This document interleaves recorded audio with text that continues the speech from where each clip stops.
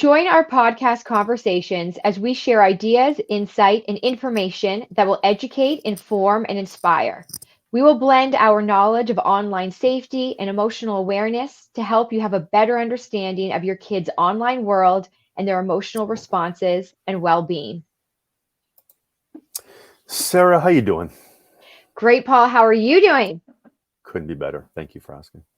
Good. Yep. Good. Before we start, everyone, I got to see Sarah. So I've known Sarah for a while, and we worked together. But we were in the same part of Ontario, and I couldn't resist the opportunity to say, you know what? She's 15 minutes away. I'm going by, and I got into her school. I snuck in. I went by the side, Yes. went to the back. I sat next to her mom, and I tell you, Sarah brings the energy when she's speaking to kids. I'm talking, these kids were jumping around, they were screaming, they were high-fiving, they were giving her hugs at the end. Like, she brings the energy. It was so cool just to sit in the back and just watch the connection between Sarah and the kids. So there's a shameless plug for you, Sarah. I thought that was awesome. It was great to see you in person. But obviously, we only had a Thank quick you. moment, and we'll look forward to connecting in person. But I'm glad we're here. So what's today's topic? And we got a picture. We got a picture too. We got a We great posted that. Yes. We got a great picture that my mom took. And you know what I love is the fact that you're like, they loved it. You brought the energy. They were hugging you. And I'm talking about emotions. No kidding. So when the kids can leave and be like, oh, that was fun. It's like, we often don't put the word emotions and fun in the same sentence, Yeah. but I like to. Because you just can't be like, oh, wah, wah, wah, we're going to talk about our emotions. You got to take them on a journey. And emotions are very much that. There's highs and lows with emotions. And I do believe that, taking the audience through meaningful conversations, but really leaving them with that up feeling of recharge and how enough you are and owning that. So I'm glad that that translated. I'm so glad that you came. And I'm glad that we're here today doing this podcast on creating healthy tech boundaries. Healthy boundaries in general, Paul, I do believe are very difficult for many of us, myself included, to not create, but hold. Right. And that could be boundaries in relationships, could be with family members, could be friends, workplace boundaries, creating those healthy boundaries, but then being sturdy enough to hold them. And what does it take to do that? What's the benefits of doing that when it comes to tech and when it comes to relationships? That's what I want to dive into today with you. I think the greatest challenge when establishing boundaries is that I've learned over the years, it's a discipline. And you have to be disciplined enough, not only to create the boundaries, but to enforce and live within the boundaries. So if we're going to establish boundaries for our kids around tech use, we, number one, must model that same behavior. But number two, we can't say, you know what, this is a great idea. Let's do it for a couple of months. And all of a sudden, we wean from it. And we're like, yeah, okay. No. You have to be firm. If there's one thing I've learned about speaking to kids, they love structure. And when you tell them this is how it's going to be, I don't know about you, Sarah, but they listen. And so if we continue to go down this path of, look, I have these rules, these are my boundaries, I'm going to be firm about them, they will respect it. But what I find is that some parents, okay, leave a presentation and say, all right, we're doing this. And some, I've seen parents years later who said, Paul, because of you, this is the rule in the home. It hasn't changed. But some parents have said, I've done it, and all of a sudden, life got in the way. And so I need to come back to get a refresher on making sure that I'm doing, so they need that encouragement. I'm hoping that Sarah and I today will give you that encouragement to set those boundaries, but most importantly, be disciplined enough to keep them, because that's what's important. Yes, and I like the whole idea, and this is kind of springboarding off one of our other podcasts where we talked about creating a contract, a list of expectations ultimately, so that Yep. that's laid out, and knowing that that's part of the boundary. Knowing in advance what your expectations are, what the boundary is, doesn't just help your child have an awareness, it actually helps you as an adult have awareness of what works for me, what works for us as a family, what works for my child. Hmm. And then when you do fall off track, because there's going to be times where you're like, oh my goodness, life got in the way, or oh, I just gave in and just said, go ahead, have extra time, and really it wasn't the time to say have extra time. So you have a place to go back to. Right. And I think that when we kind of unpack what is difficult about holding a boundary, I'm going to bring it back to emotions. And I'm going to bring it back to when our child pushes back on a boundary that we have created for them, that we know we've created with their best interest in mind. Maybe the boundary is to keep them safe. Maybe the boundary is to withhold their self-worth, their confidence. Hmm. And they can't see that, right? They can see the tree, but we're looking at the whole forest, Paul. We got the whole forest in view because with our age and with our experience in life, we have a different viewpoint. So then your child's job is to push back on a boundary. Like that is, think about when we were growing up, you push back because you're like, no, I actually want to have that when I want to have it and do that when I want to do it. And then our job as parents is to be sturdy and say, you can want to do it. And I get that you're disappointed that you can't. And I understand that, but I'm still holding the boundary. Right. And that can be difficult when it triggers an emotion in us. So this is my scenario. So you say you have a boundary of a time limit that your child's on, because that's an important boundary, is it not?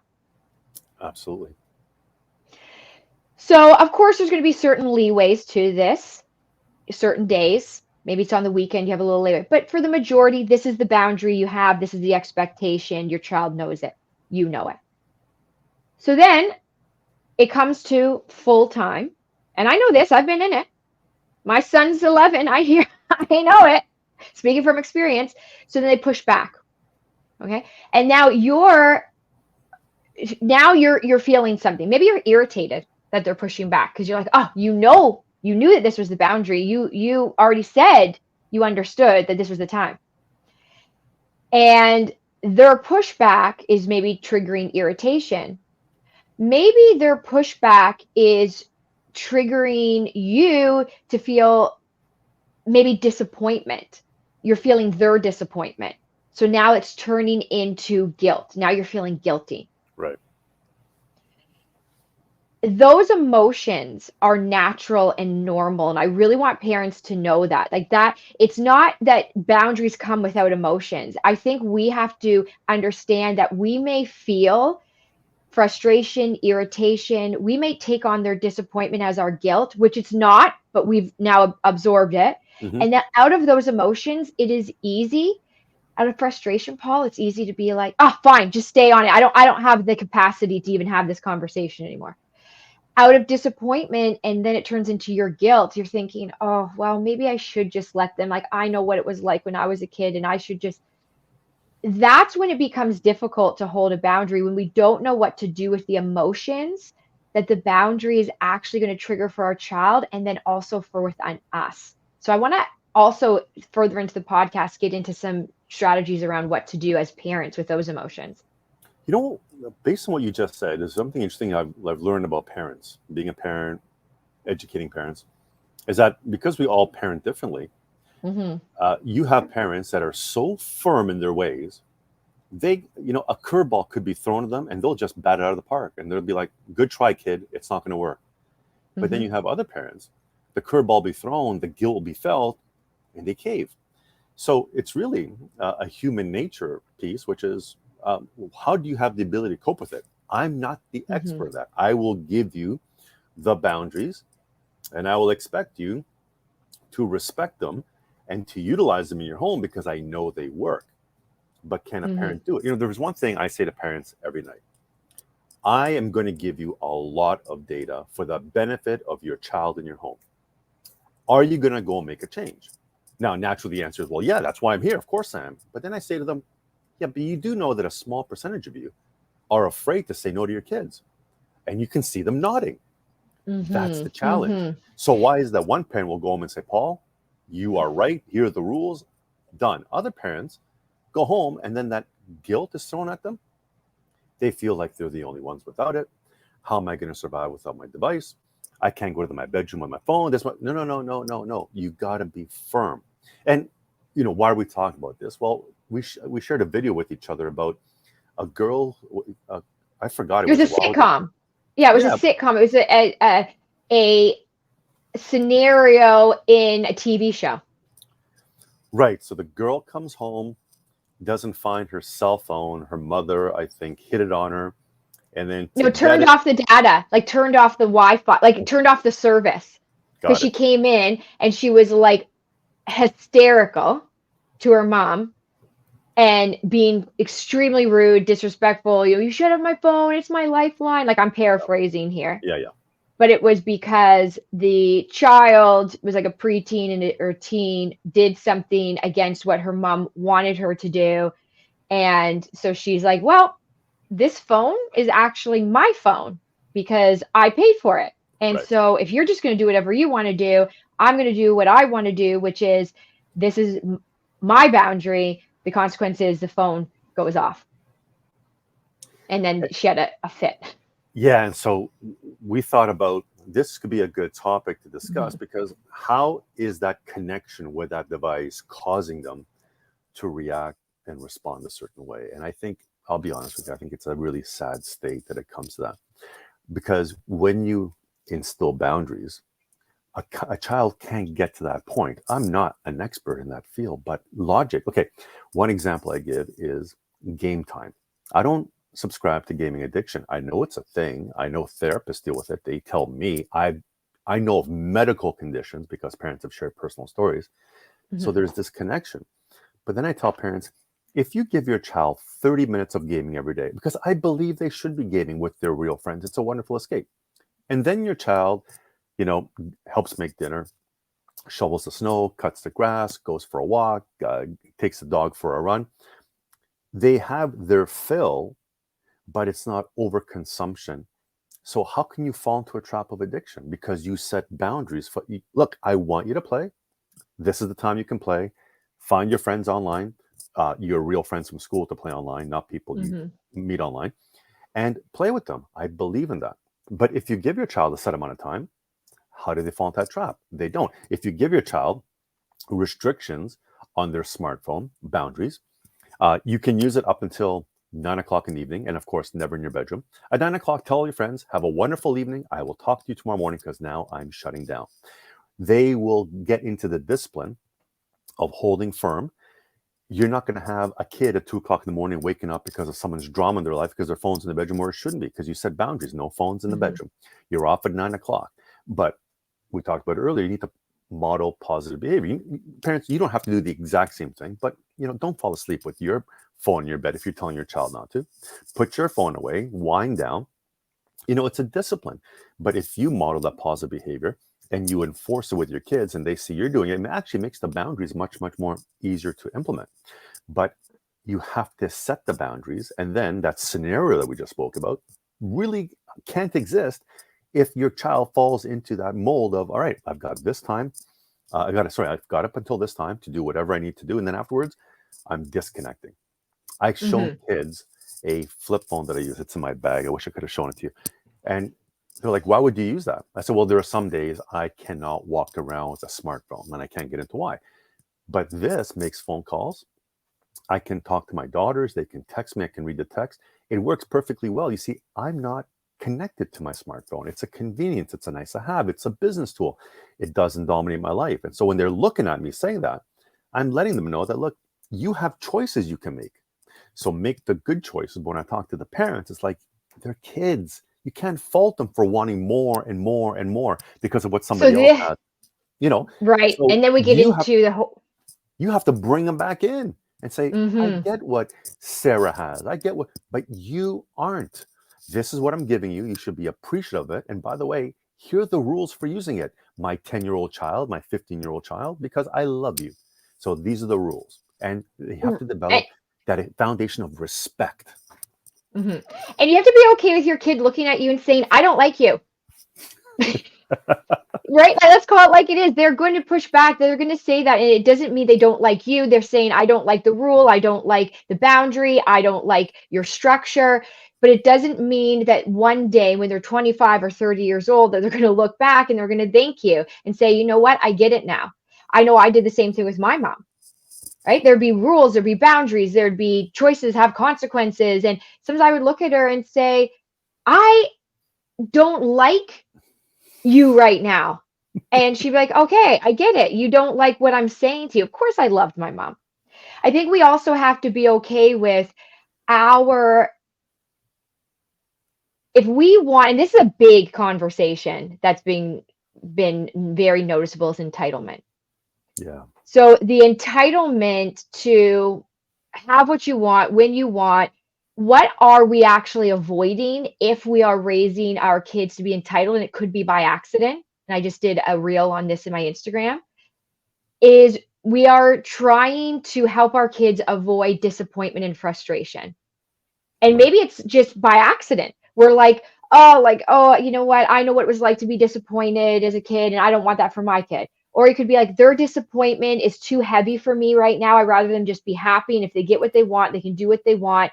They're easier to deal with. Not for the Right. long haul, but for right now. And since we are a very instant society, hence Instagram, it's literally called Insta for a reason. Go figure. Right. So, and and if I'm Googling something, like if I'm Googling a recipe, Paul, guess what word I'm putting in front? Easy. Easy banana bread recipe. That's what I'm putting. So we want comfort, we want easy, we want instant. We're used to it. We Right. got companies telling us, credit cards companies telling us, you don't need to wait for that. Don't be disappointed that you can't afford it. Get it now. Put Yep. it on credit. Right. So we have this as a society. So parents, we got a tough job to stay sturdy when everything that's coming at even us, but also our kids, is this. Have what you want when you want. Don't feel disappointed. You don't need to be feel frustrated. Don't wait in line. Go get the mobile. What? You got to wait in line? No. No, don't do that. So this is something that we're up against. We're up against this. I don't like feeling disappointment and frustration, and neither should my kid.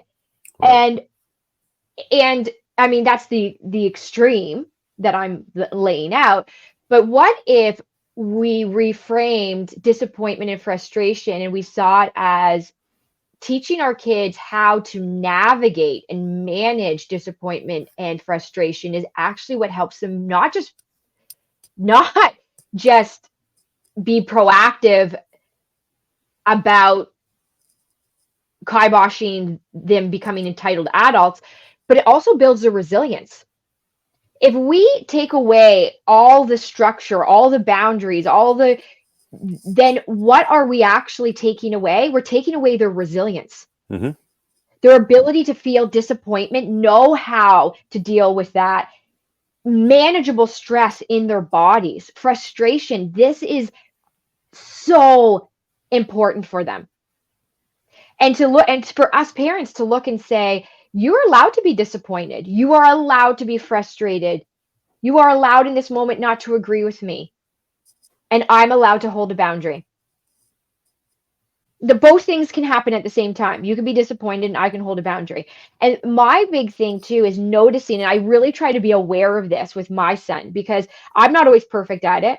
Paul, I'll tell you right now, there's been times where I haven't. I've been like, oh yeah, just play longer. No big deal. And then I try to get him off, and then I'm mad at myself, Paul, because there's times where it's like, oh, this is my fault. He's gotten so hooked in, and now it's harder to get him off, and now he's in a grumpy mood, and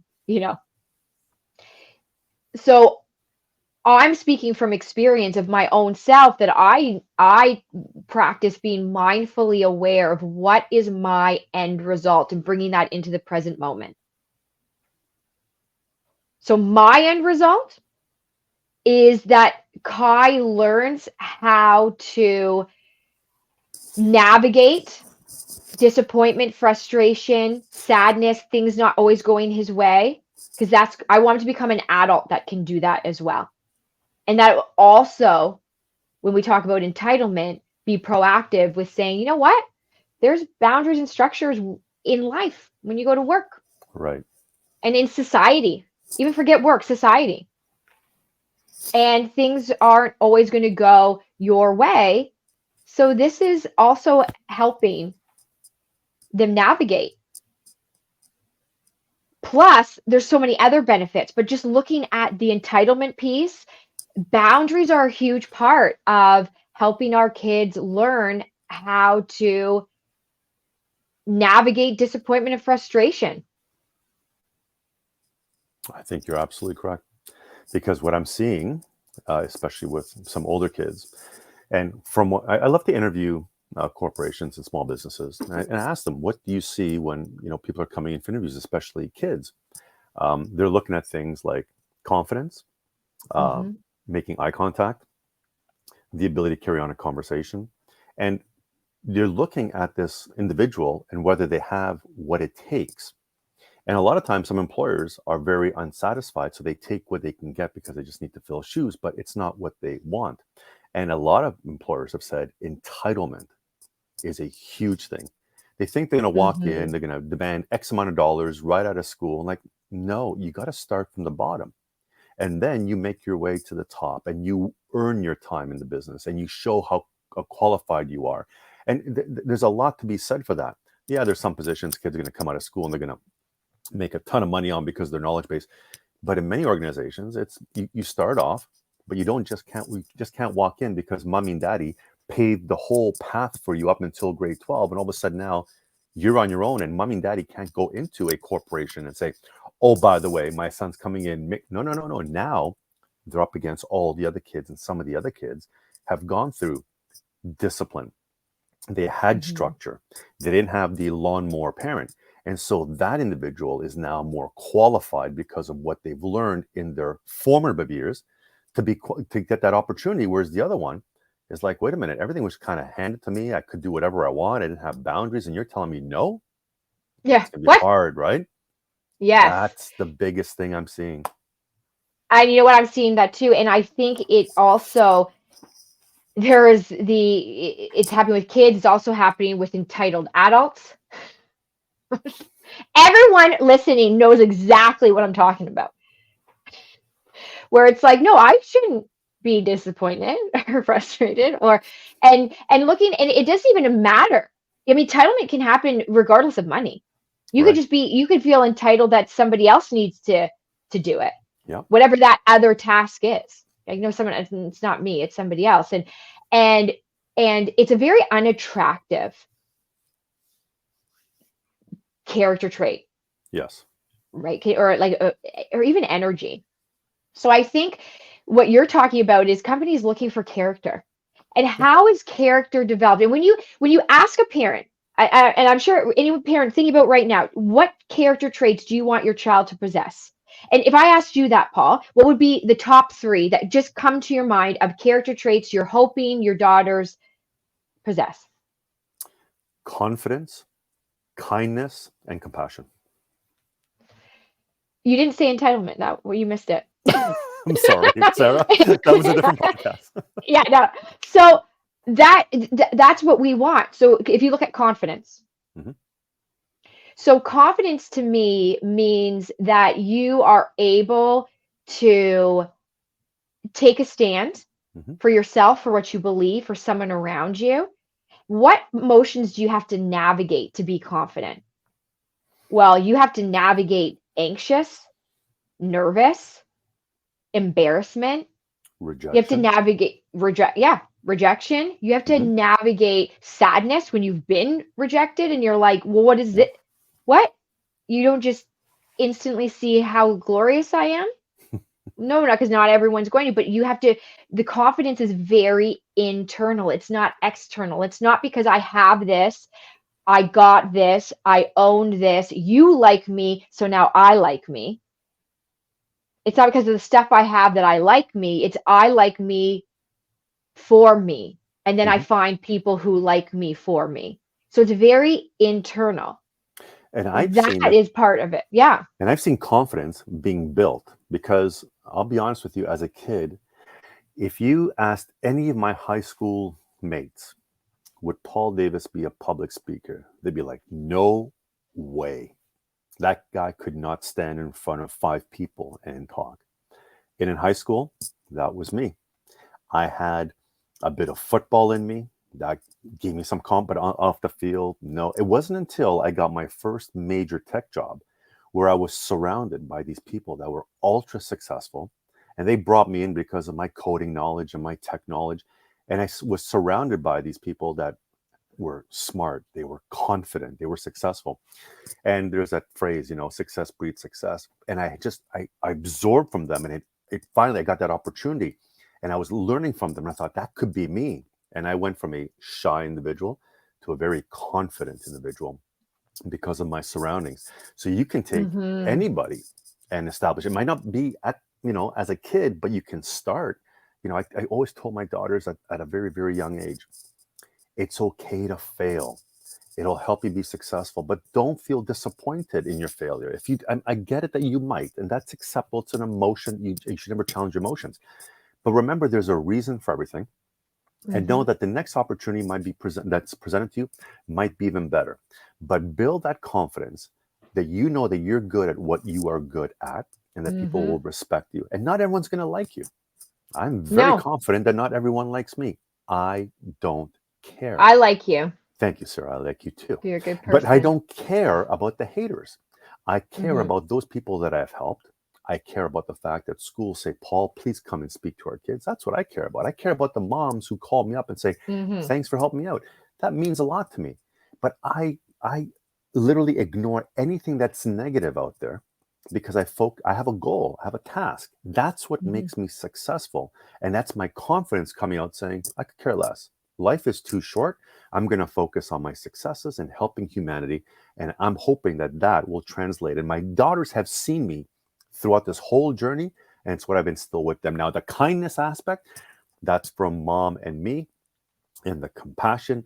I'm a compassionate person, but my wife is the compassion person. So they've got, I think what I like about my daughters in terms of those 3 things I mentioned is that they get it from us, and we both bring something to the table to try and instill in our daughters to help them be that better person. But Mm-hmm. I know we're going to bring this full circle because we're going to wrap it up soon. They Mm-hmm. had boundaries that Mm-hmm. both my wife and I respected, because if one parent has one set of rules and another parent has a different set of rules, it's not going to work. Kids play parents against each other. Whether I was home or not, the rules were the rules, and they were respected, and we never, ever wavered from it. Well, and it's good you're on a team. And what I also hear is accountability. And when we set a boundary, and this would be a tech boundary, it could be whatever that boundary is for your relationship, or like we're talking about tech, is the accountability piece. Mm-hmm. And I find even my son at one point, and this is going back last year, he diverted accountability. He plays hockey, so he diverted. He's like, "Oh no, it wasn't me. It was that other guy. He didn't make the pass." And I started thinking, and my husband and I were like, "What is this about the accountability? Is not taking accountability." Accountability again triggers emotions. So if Right. you're noticing your child keeps deflecting accountability, yes, look inward. What are you modeling when it comes to accountability? But also wonder this, be curious. Could they be deflecting accountability because they don't want to feel disappointment? They Mm, don't want to feel frustration. They don't want to feel embarrassment. They don't want to feel shame. Those are big emotions, right. but they are part of the journey. So when your child's having trouble with accountability, when you or your child's having trouble with holding and being a sturdy in a boundary that you know is important, ask yourself, what emotion am I trying to avoid, or what emotion are they trying to avoid? And knowing that if we want to raise our kids to be non entitled, confident, caring, respectful, responsible, accountable adults, the work starts now. And it starts with those healthy boundaries Right. and knowing they can feel emotions and that's okay. Honor that. Say, I understand. I get it. You're frustrated. You're mad. You don't like my choices right now. I get it. And honor that. Like validate that. Right. It won't solve everything, but at least they'll feel heard. And they could say, but this boundary is still happening. And what you might be surprised at is that your child over time finds they follow the boundary and the structure. And also, maybe they find something else to do with the time when you've said nope. So, and they push back. And then my son, this happened recently. And then within 15 minutes, he was doing something else. And my brain's like, oh, it wasn't as bad as I thought. So sometimes we can even surprise ourselves. But you know what helps me? And this is something that you just said. You said when you have people that say don't like you or don't agree or don't like your message, you have a strong focal point. You have an end result of knowing that you are making a difference because you have so much evidence to know that you are also making a difference. So the naysayers get drowned out because your focal point is no, I know I'm making a positive impact. Parents, have that with your end result. Know you are doing what is right and healthy for your child, not just today, but for their safety, for their confidence, for their well being in the future as an adult. Right. Have that be the focal point. Because if we get stuck in this moment and we get stuck in our emotions, it's easy to let a boundary just poof go. Their Right. disappointment, not my guilt. Their disappointment, not my guilt. Sara, another great podcast. Well, you know what? I learn from you every single time, and just even saying it out loud. Parenting is not about perfection, but it is about reflection and redirection, learning Redirection. and growing. Your saying is engraved in Connection. my head. Your sayings are ingrained in my head. So I I should get appreciate you. shirts. I appreciate you for that. We should. Hey, we don't have as podcasters, we don't have merch, Sara. We need to get merch. I know you have your stuff, I have my stuff. We don't have collective merch. We Our need to maybe faces on people's shirts. Who doesn't want listen. a I picture know of people. Paul and I No, on your shirt? I think your face on people's shirt, you'll bring harmony. My face, people will walk by and say, "What is that guy's face doing on your?" Anyways, No, different podcast for I different think comment below if you want a Sarah and Paul Davis T-shirt. day. Sara, great seeing you. But until next time, this is what we know. This is what we know. Bye, everyone.